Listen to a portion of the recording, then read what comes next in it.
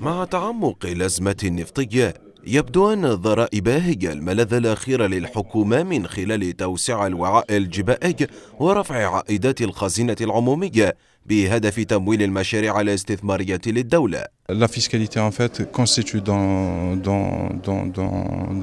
cette situation une ressource non négligeable pour financer les dépenses de l'État, pour financer l'économie de l'État et pour financer le plan de développement que l'État a choisi pour lui pour les années à venir. Donc ça va être un instrument pour sortir, pour procurer des ressources et sortir de cette situation qui est un peu difficile.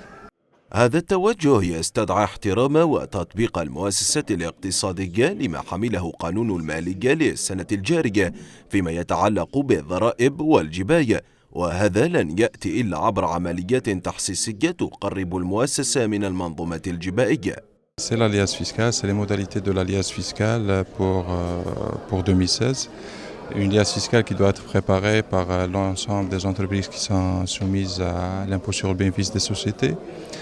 Donc on a parlé un petit peu des différentes dispositions fiscales qui doivent être respectées par les entreprises pour la préparation de l'alliance.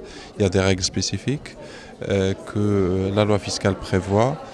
Donc on a essayé de traiter toutes les divergences qu'il y a sur le plan comptable et entre le droit comptable et le droit fiscal, justement pour que les gens comprennent un petit peu pourquoi on a besoin de faire des retraitements, des ajustements fiscaux pour la préparation de l'alias. جعل الجباية بديل لعائدات المحروقات هو الهدف الذي سطرته الحكومة للمرحلة الراهنة عبر توسيع وعاء التحصيل ومواجهة شبح التهرب الضريبي. وبعد سنة ترسانة من القوانين والمراسيم، اليوم تذهب لخيار التحسيس والتوعية.